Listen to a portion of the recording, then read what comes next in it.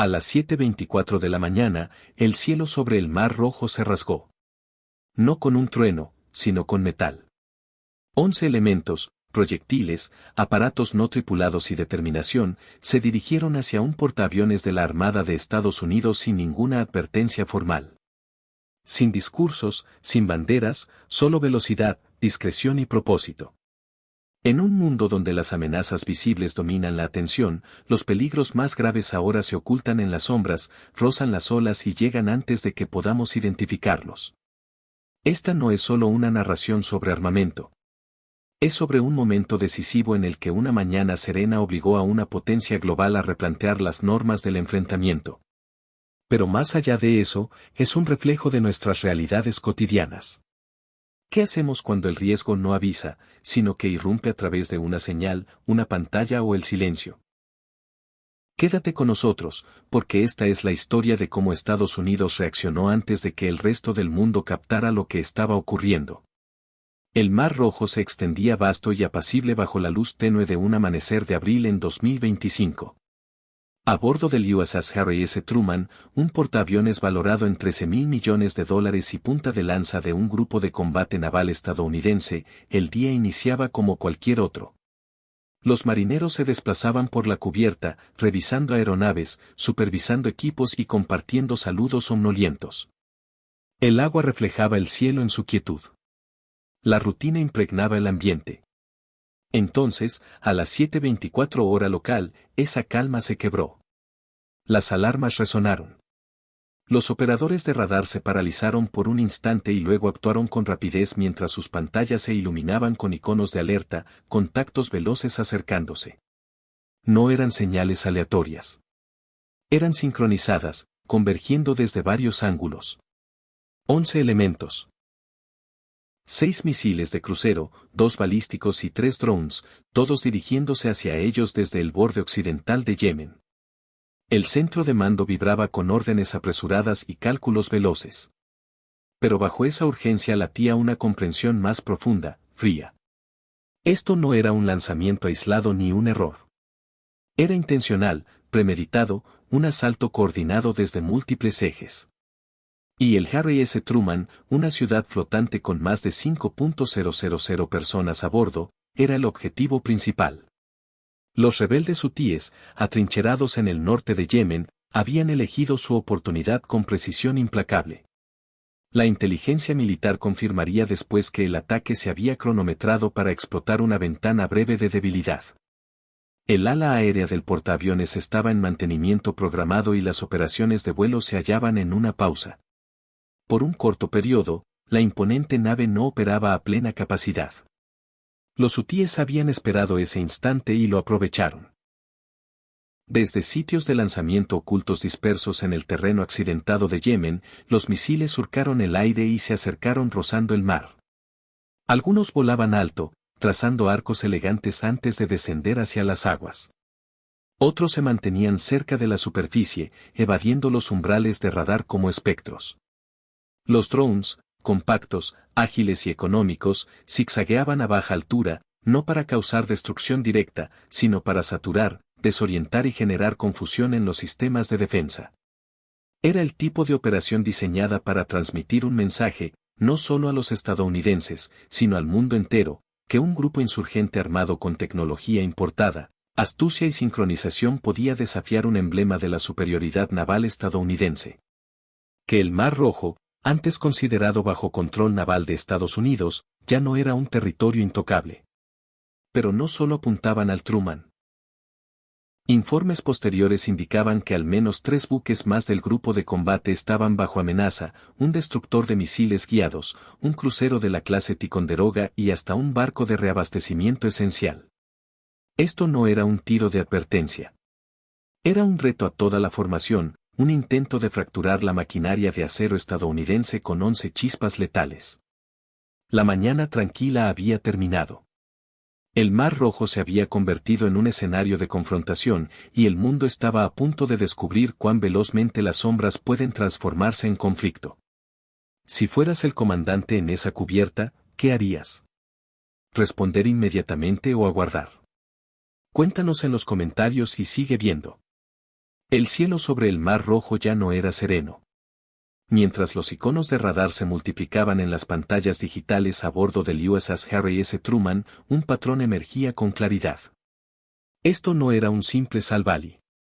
Era una red de confrontación tejida con meticulosidad. Los proyectiles se movían de formas distintas, a velocidades, alturas y trayectorias variadas. Para los ojos experimentados de los oficiales de defensa estadounidenses, esto no era caótico. Era orquestado. Mientras los comandantes emitían órdenes y las tripulaciones corrían a sus puestos de combate, los especialistas en inteligencia comenzaban a descifrar qué se aproximaba exactamente. Los 6 misiles de crucero, según los analistas, eran del tipo Quds-4, un diseño sofisticado suministrado por Irán. A diferencia de misiles más antiguos y predecibles que volaban alto y caían en arcos pronunciados, el Quds-4 se desplazaba bajo y lento, pegado a la superficie del mar. Este perfil de vuelo le permitía permanecer por debajo del rango de detección de radares navales estándar hasta el último instante, apareciendo como fantasmas en un horizonte plano. Su forma aerodinámica y capacidad para seguir el terreno lo hacían especialmente peligroso. Aún más inquietante era su propósito. No se lanzaron para intimidar. Se lanzaron para impactar. Por encima, 2 misiles balísticos rugían desde altitudes elevadas. Estos no estaban diseñados para sigilo. Estaban hechos para precipitarse del cielo a velocidades abrasadoras. Si los Quds-4 eran cuchillos en la oscuridad, los balísticos eran martillos desde las alturas. Su objetivo era probar la capacidad del grupo portaaviones para defenderse contra ataques simultáneos desde arriba y abajo. Luego llegaron los drones, 3 de ellos, pequeños, rápidos y maniobrables. En los conflictos modernos, los vehículos aéreos no tripulados se han convertido en la fuerza aérea del bajo costo. Baratos de fabricar, fáciles de manejar y difíciles de contrarrestar. Estos aparatos no pretendían hundir buques directamente. En cambio, estaban pensados para distraer, confundir y abrumar. Un drone en el radar obliga a una decisión: ¿es inofensivo o porta explosivos? A 180 metros sobre el nivel del mar, su movimiento errático y firmas de radar se confundían con aves marinas y ecos de olas. Y en un momento donde los segundos eran cruciales, estas distracciones podían desviar el apuntado de un sistema de defensa antimisiles lo suficiente para que un crucero se colara. Lo que hacía todo esto más escalofriante era el momento elegido. El ala aérea del portaaviones, con su flota completa de cazas y aviones de ataque, estaba en modo de mantenimiento parcial esa mañana. Los hangares bullían de técnicos, no de pilotos. La cubierta de vuelo no operaba a pleno. Los hutíes habían esperado ese lapso. Habían observado, calculado y actuado. Quedó claro que esto no era un bombardeo ciego. Era un esfuerzo por saturar, por romper el sistema desde dentro con armas asequibles y ángulos inteligentes.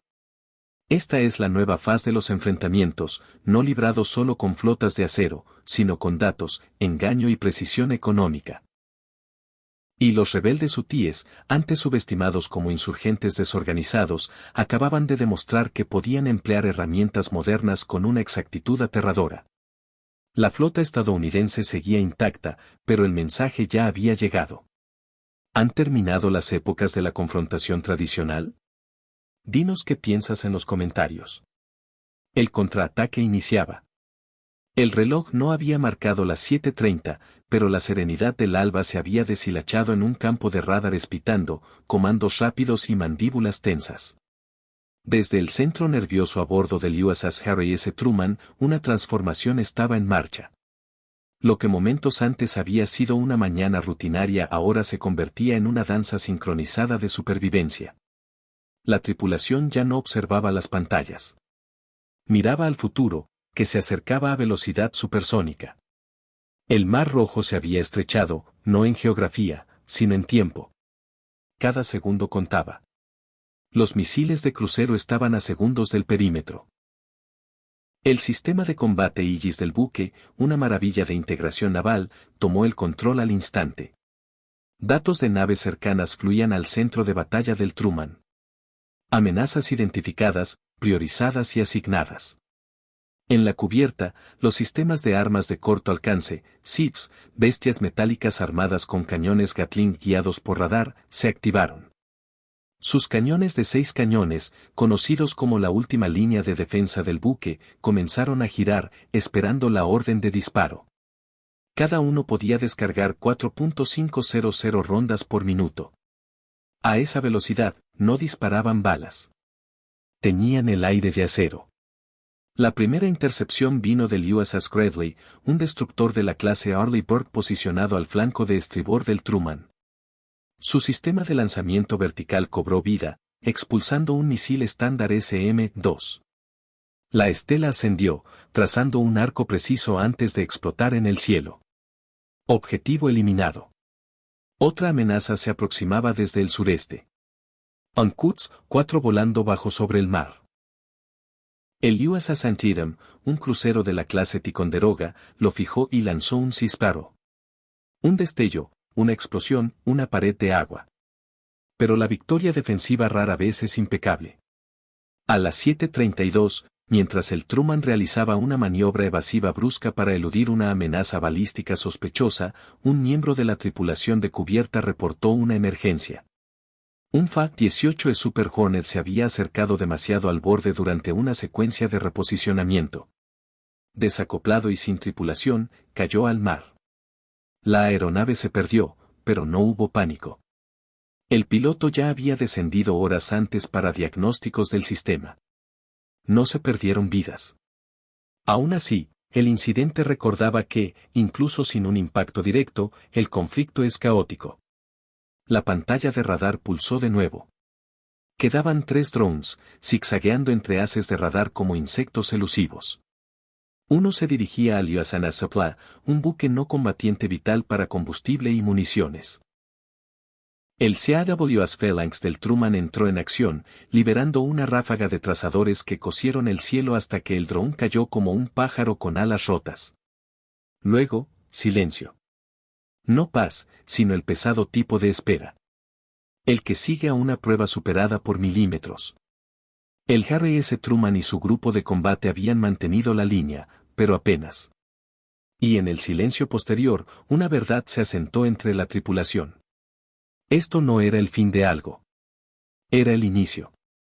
Si tus adversarios saben tu posición y aún osan atacar, ¿cuál debería ser tu siguiente paso? Las pantallas de radar se atenuaron. La última firma hostil se desvaneció en el ruido de fondo. En la cubierta del USS Harry S. Truman, el silencio se instaló como humo, denso, inquieto, engaños. Por unos minutos, no se gritaron órdenes, no se dispararon armas, solo el zumbido bajo de motores y la exhalación de marineros liberando la tensión que no sabían que retenían. La flota estaba intacta. Pero el asalto había dejado una marca. No física, sino estratégica.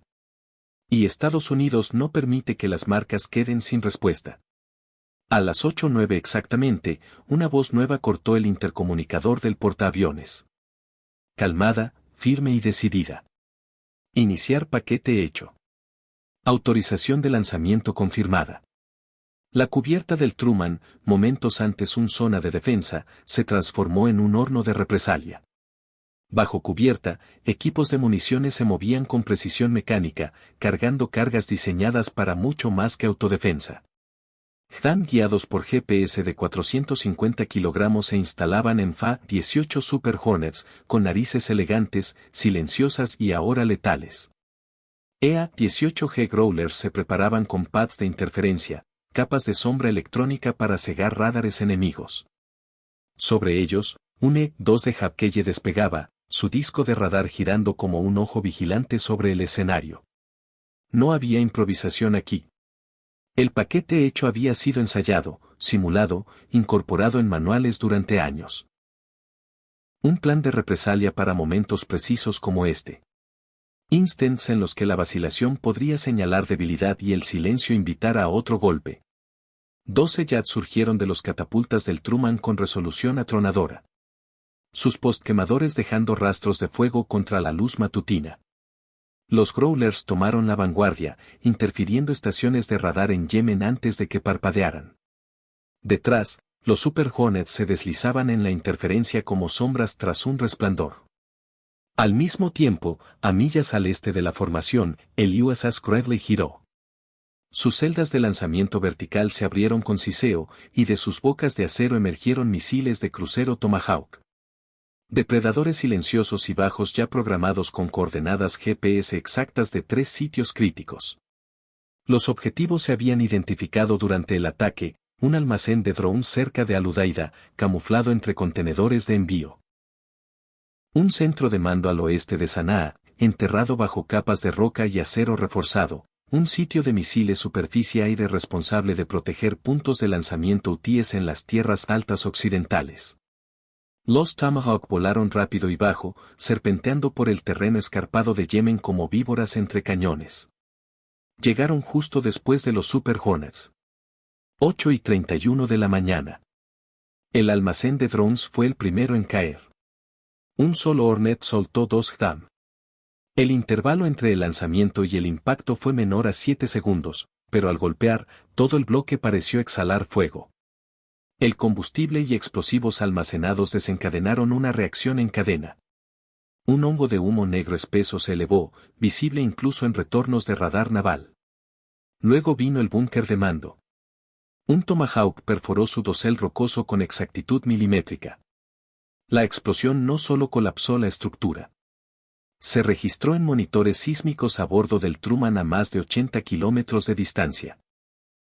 Un nervio enterrado del mando hutí acababa de ser cortado. El objetivo final, el sitio Sam oculto entre crestas desérticas, fue golpeado simultáneamente por una mezcla de bombas y misiles de crucero. Las llamas rasgaron la ladera mientras antenas de radar se quebraban como árboles secos. Las defensas aéreas en la región parpadearon y callaron. Para las 8:47, había terminado. Los 12 jets estadounidenses regresaron a base. Ninguno faltante, ninguno dañado. La cubierta de vuelo del USS Truman los recibió con calma de acero y orden practicado. El golpe había durado menos de 40 minutos, pero su eco resonaría mucho más allá de las montañas de Yemen.